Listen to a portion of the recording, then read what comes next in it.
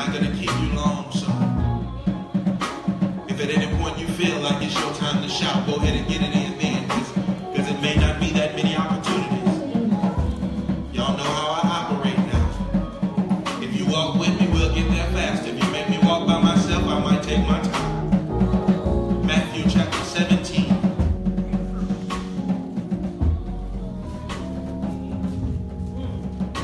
God, give us your grace this morning and move however you want to. Less of me and more of you, Father God. Anoint your word and anoint your people. In Jesus' name. Matthew chapter 17, we're going to start at verse 24. Matthew chapter 17, starting at verse 24.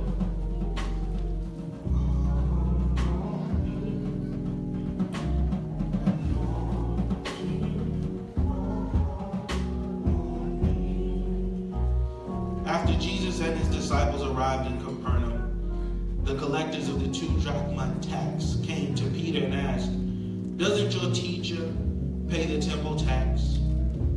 "Yes, he does," he replied. When Peter came into the house, Jesus was the first to speak. "What do you think, Simon?" he asked. "From whom do the kings of the earth collect duty and taxes? From their own sons or from others?" "From others," Peter answered.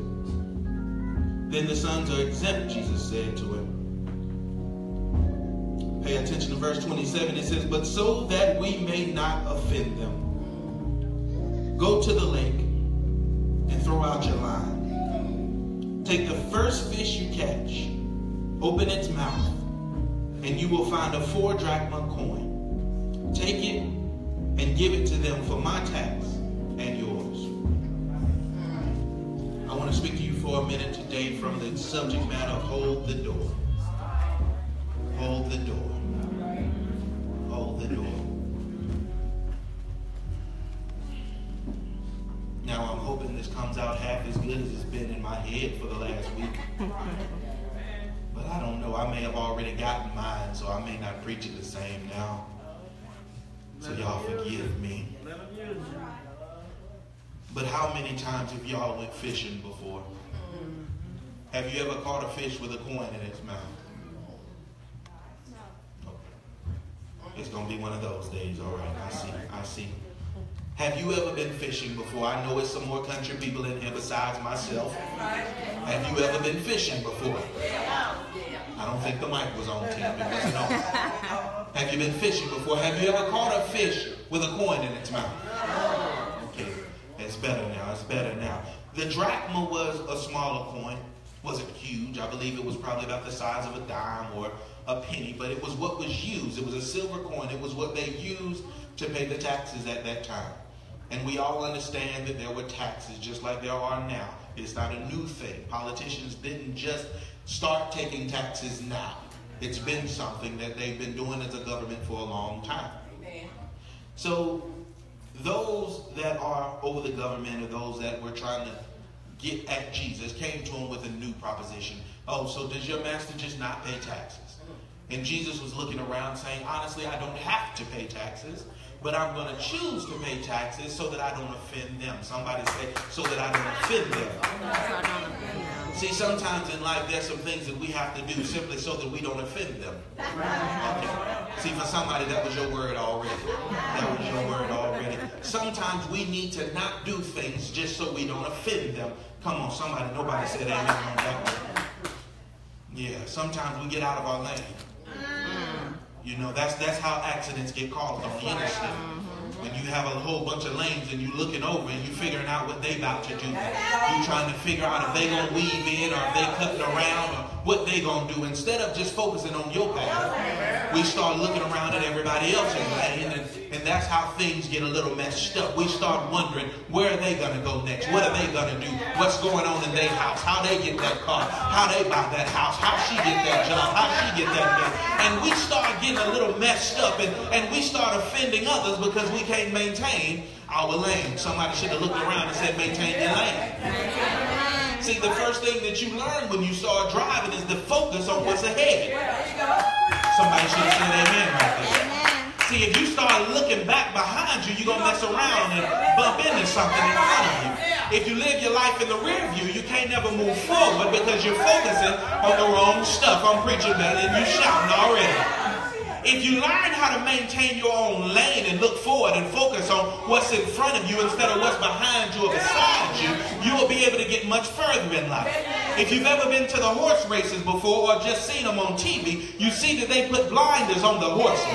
Why do they do that? Because if the horse starts looking at the horse beside him, he's going to mess around and trip over his own legs. You ever tripped yourself up in life because you was looking at the wrong stuff? You started paying attention to the wrong friends and the wrong family members, the wrong programs, the wrong stuff, and mess around and trip yourself up. Nobody had to throw anything in front of you. You just tripped your own self up. So he came to him and said, does your master not pay taxes? And Peter had to present it to Jesus. He brought it to him. He said, look, they talking bad about us. He asking questions about us. He acting like you don't pay your debts. And for my Game of Thrones people, because there's going to be some Game of Thrones in here, Lannister always pays his debts. See, so you got to understand, if the world always pays their debts, then how are we not going to pay our debts? Come on, somebody. We're supposed to be lenders instead of borrowers.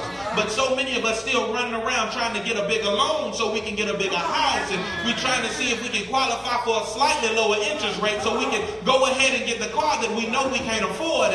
And we start getting into situations because we're not focused on the bigger picture. We're not focused on our lane. We're not focused on our path. We're not focused on our calling. We're focused on our stuff. Hallelujah. He said a lot right there. I'll give you a chance to digest some of it. Let's take it there. Y'all don't fall asleep. Stay with me, okay? There's two philosophical ideologies. One of them is existentialism. Existentialism says that I exist and then I find my purpose. That's existentialism. This is chicken and the egg stuff. Chicken and the egg. Which came first, the chicken or the egg? If you believe in Christ, you believe the chicken came because he created all the animals and all the people and everything. He created the chicken first. But there are some people that said the egg must have came first. Since the chicken is birth of an egg, then it would not change anything in nature. The chicken must continue to come from an egg, so an egg must come first. That's existentialism. It was here, so I found a use for it. I already had a knife, and then I decided I could use it to cut. Come on, somebody. But then there's a second ideology called essentialism.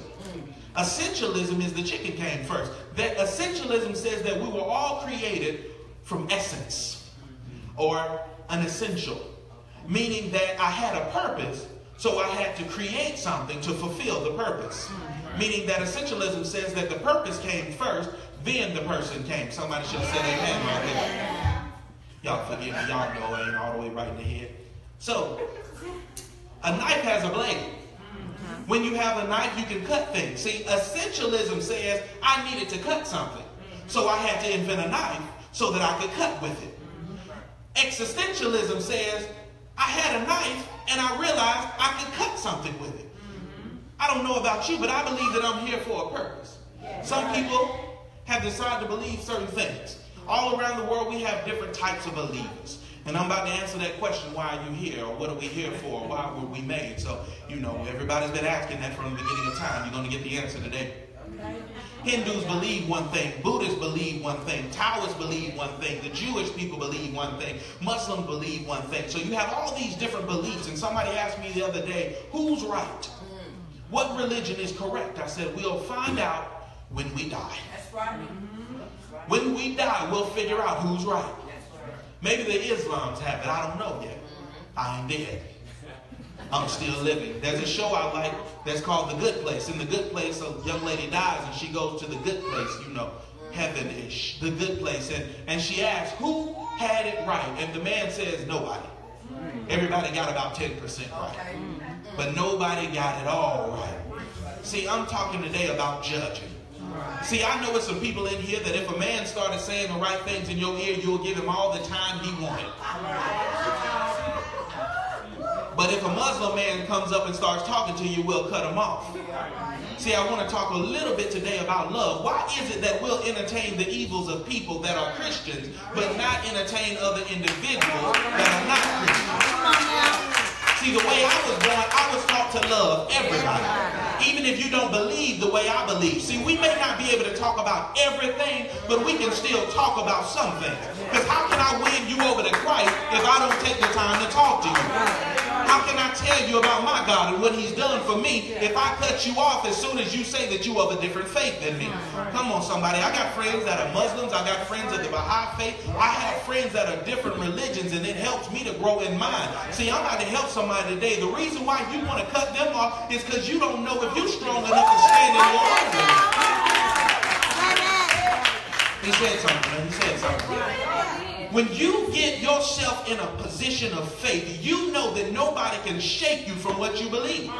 See, I had a friend. She said, if I was born to a Muslim house, I would have probably given preference to that religion. But I was born in a Christian household. It was the first thing I got exposed to. See, I don't know about you, but Allah has never done anything for me because I never knew that God. The only one I've ever known to call on was Jesus. So when things went right or wrong in my life, the only one I reached out to was him. So that's the only God that I know. So that's the one I praise, that's the one I stand for, and that's the one I preach about. So when somebody comes to me, I tell them about that God. But I may not have it all right. But that's one thing that I've learned as I've grown, that sometimes we have to take the time to sit down and listen to people so that we can get a better understanding of who we are and who we're supposed to be. Amen. See, we've been taught a lot of stuff in church, but I'm going to tell you, everything that you learn in church isn't right. Amen. Yeah, that's why you got to grab your own Bible and read for yourself. I know I've said it before. Right. Come on, somebody. If everything in here was absolutely the same for everybody else, we wouldn't have all these other religions. But apparently some other people have believed some other things. I heard Farrakhan preach the other day. Very intelligent man. I love listening to him, but you have to be careful. He preached the word. He was preaching the word too. One of the best messages I've ever heard in my life. And he got to a point in the Bible where he said, Jesus said that another would come. I am only coming to bear witness of him. And it's better for you that I leave so that the Comforter can come. There will be one after me. And Farrakhan slid in there real quick. He said, and Muhammad was that next one to come. I said, that man is good. Good. That boy is good. We identify that next one to come as the Holy Spirit, our comforter, our counselor, the one that leads us into all understanding. That's why you have to get in your word for yourself and understand your word. You shouldn't be afraid to talk to other people of other faiths if you already know enough about your own. You can't just come and sit in here on Sunday mornings and think that's going to be enough. Come on, Tim, I heard you. But we'll continue to move on. So we understand existentialism and we understand essentialism. One is purpose first, one is person first. I believe that there was a purpose for me. See, when I look over in Jeremiah, he said, when you were in your mother's womb, I already knew you. I already had something destined for you. I already had something prepared for you. People have asked the question, if God gives us free will, how can he be omniscient?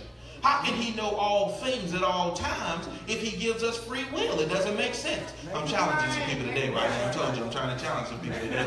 How can he know all things if I don't even know what I'm going to do yet?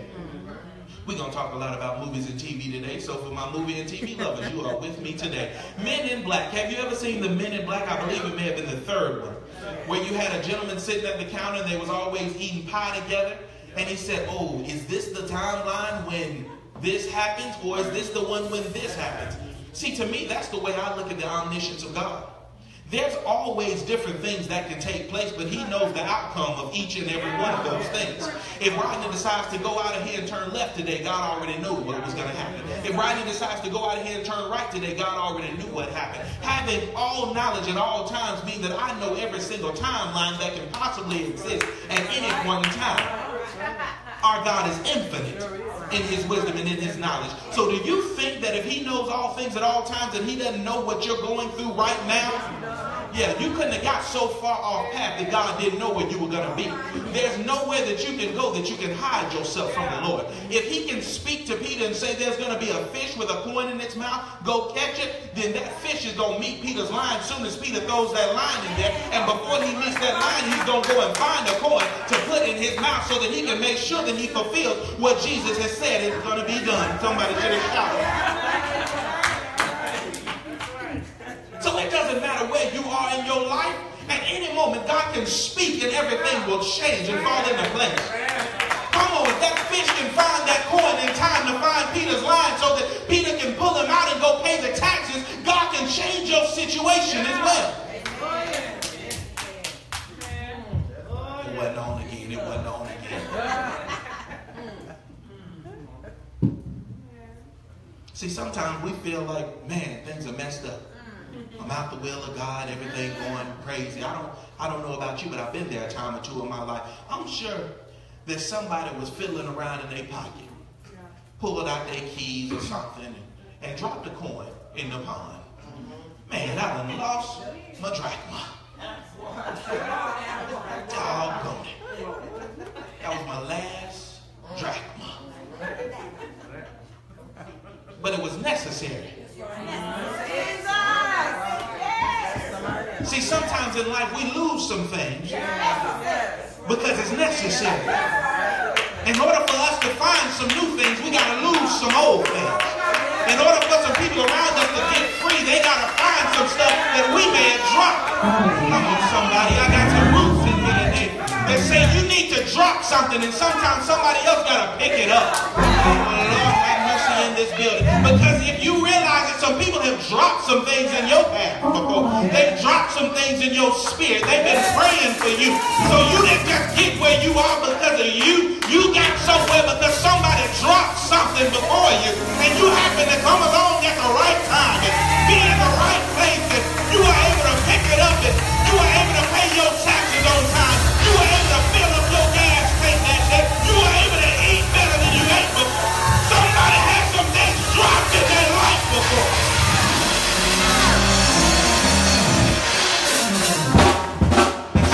We don't understand why it's happening that way. We don't understand what's going on. But somebody looked around and said it was necessary. And I heard you and I say it's necessary because I'm hearing in my spirit it's necessary. Whatever you're going through, whatever you're dealing with, it's all to the benefit of God.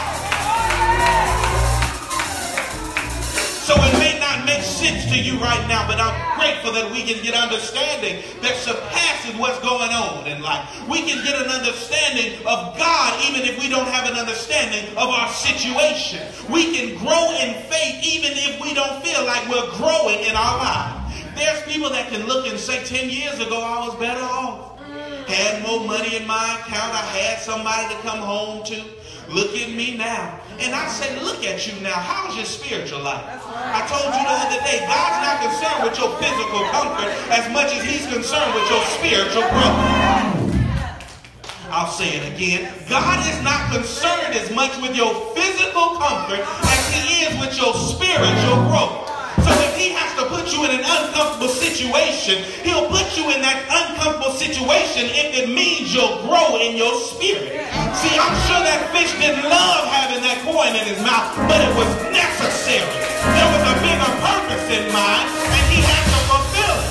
So in order for him to fulfill the call that was placed on his life before he was even born, he had to go through some things. He had to sit in the fiery furnace. He had to be in the belly of a whale. He had to go through some things in order to become who God intended for him to be.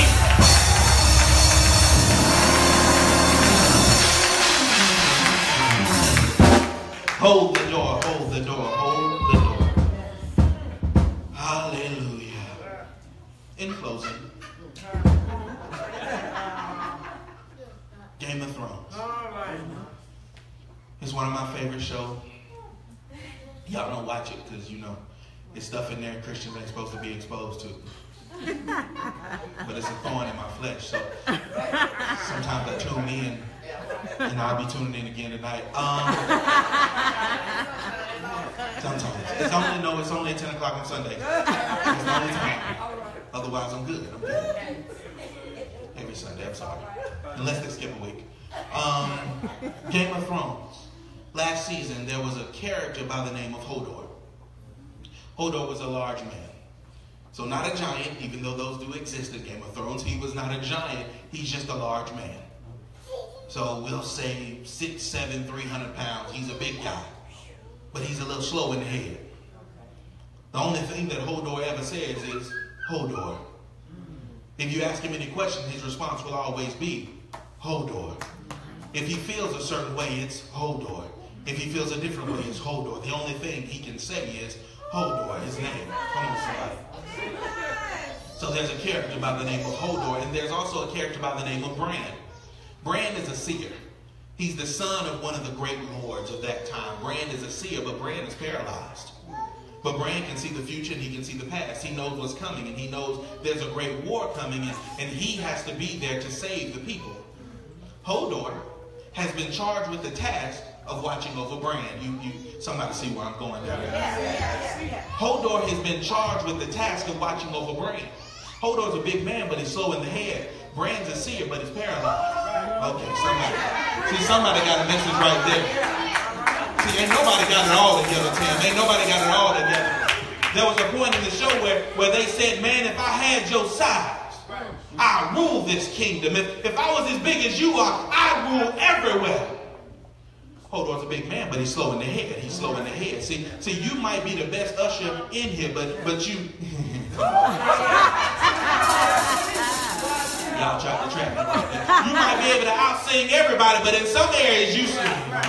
Come on, you might have it together in some areas, but in some other areas you seem a little slow in the head. Come on, somebody.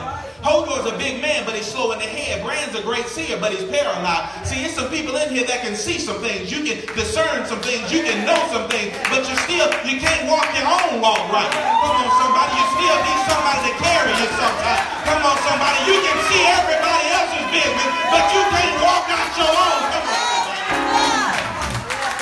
Okay, yeah, Bran's a seer, but he's paralyzed. He got some problems. Hodor's been tasked with carrying Bran around. So when Bran needs to get to and fro, it's Hodor that throws him on his back. See, some of y'all don't realize, but you leaning on somebody's back today. Somebody's carrying you and you didn't even realize it. You might be the best preacher, the best praiser, the best prayer, but somebody's having to carry you through some things. Come on, somebody. Hodor had to carry Bran, and there becomes a time where Bran and his friend, they're running from some evil creatures that are trying to attack and kill Bran.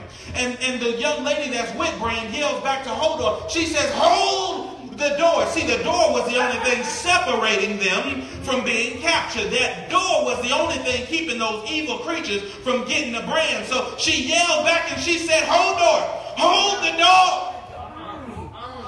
As Hodor is holding the door in the present, y'all stay with me, Bran has a flashback to the past. He sees Hodor as a young boy. Hodor is having a seizure. And the only thing Hodor is saying is, hold the door. Hold the door. Hold the door. So we flash back to the present again. And we see Hodor saying, hold the door. Hold the door. We go back to Bran's flashback of the past and we see hold the door become hold